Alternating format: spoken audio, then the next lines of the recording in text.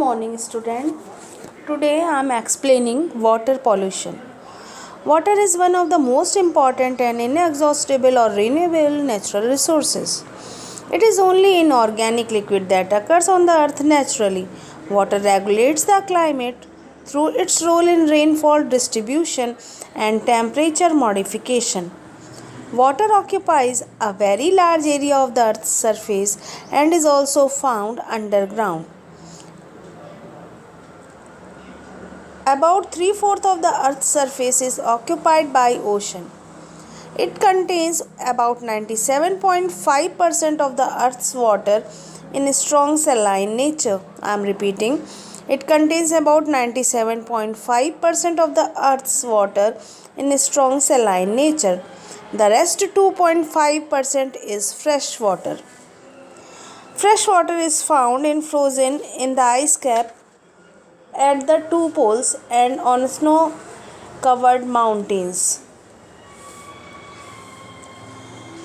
Water pollution affects the life forms in various ways. It can encourage the growth of some life forms and harmful ingredients or chemicals that harm the other life forms.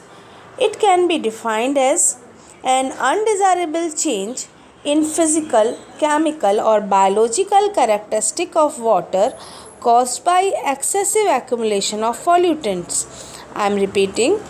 It can be defined as an undesirable change in physical, chemical or biological characteristic of water caused by excessive accumulation of pollutants. Water resources of the earth includes both fresh water and marine water. These are being impure by addition of only 0.1% impurities in form of water pollutants. There are different types of water pollutants. So now I am explaining types of water pollutants. On the basis of the origin, the source of water pollutants may be: example, number 1, point sources. Point sources, these refers the discharge of effluent at a specific site. Example, sewage outlet of a municipal area, effluent outlet of a factory, etc. Pollution from point source can be effectively checked out with preventive measures. Second one, non-point sources. They refers in flow of pollutants over a large area. I am repeating. Non-point sources refer in flow of pollutants over a large area. Example, city stormwater flow, agriculture runoff, etc. Pollution from non-point source is difficult to control and need application of control measures on a large scale. Water pollutant can be also categorized into: number 1, biological pollutant, number 2, chemical pollutant, number 3, physical pollutant. So number 1, biological pollutant. These includes pathogens such as virus, bacteria, protozoa, algae, helminthes, etc. Second one is chemical pollutants. These include organic chemicals like biocides, PCB, polychlorinated biphenyls, inorganic chemicals like phosphate, nitrate, fluoride, etc. and heavy chemicals like mercury, as arsenic, lead and cadmium. Third one is physical pollutant. Physical pollutants includes mainly oil spill from oil industry or carriers, hot water from industries, that is thermal pollution. These water pollutants are generated by different sources and activities. The main cause of water pollution is humans, their lifestyle and their behavior towards environment. Now I am talking about sources of water pollutants. Sources of water pollutants. Number 1, fertilizers and pesticides. Water dissolve the fertilizer and pesticides. Some percentage of these substances are washed into the water bodies and cause water pollution. Number 2, sewages. Sewage from the towns and cities are dumped into large underground drains. It includes organic waste. These drains are further dumped into the river or lakes that pollute water. Number 3. Hot water. Hot water. Specific industries use water for cooling in various operations and later return the hot water to water bodies. It is called thermal pollution. I am repeating. Specific industries use water for cooling in various operations and later return the hot water to water bodies. It is called thermal pollution. High temperature drives out the dissolved oxygen and fish die due to oxygen deficiency. Migrating birds, plants, and animals' life are affected by the changes of temperature. Next one is oil spills. The accidental discharge of petroleum from oil tankers, oil exploration operations, oil mining in water, mainly in ocean, is the main source of oil spills. It causes the death of planktons, means plants who lives in water, fish and marine birds. Next one is industrial waste. Large and small scale industrial activities produce wastewater. It is contaminated by organic and inorganic pollutants. Most components of industrial effluents are toxic even at low concentration. Now I am talking about effects of water pollution.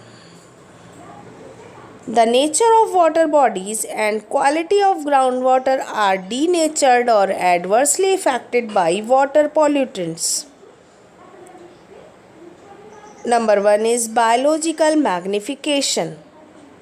The phenomenon through which certain pollutants that are non-biodegradable get accumulated in tissue in increasing concentration along the food chain is called biological magnification. I am repeating. The phenomena through which certain pollutants that is non-biodegradable get accumulated or stored in tissues in increasing concentration along the food chain is called biological magnification. Example: DDT, dichloro-diphenyl trichloroethane, and PCB, polychlorinated biphenyls, are non-biodegradable pollutant, and once they are absorbed by an organism, they cannot be metabolized and broken down or excreted out. These pollutants generally get accumulated or stored in fat containing tissue of the organism. PCB is an industrial toxic waste which contaminated water in Great Lakes in USA during 1960s. It caused a decline in fish and birds. Next effect of water pollution is eutrophication. The process of nutrient enrichment of water and consequent loss of species diversity is called as eutrophication. I am repeating. The process of nutrient enrichment of water and consequent loss of species diversity is called as eutrophication. Not only inorganic nutrients input but also the deposition of organic waste increase the nutrient content of water bodies. The excessive nutrient cause profuse growth of algae or blue-green algae. It is called algal bloom. Such algal bloom release toxins in water and sometimes cause deficiency of oxygen in water. It causes death of other or aquatic organisms. Next one is human health. The pathogen like virus, bacteria, parasite, protozoans and worms are usually found in domestic sewage. Contaminated water carry the germs of waterborne disease like jaundice, cholera, typhoid, amoebiasis. Heavy metal contamination of water can cause serious health problems.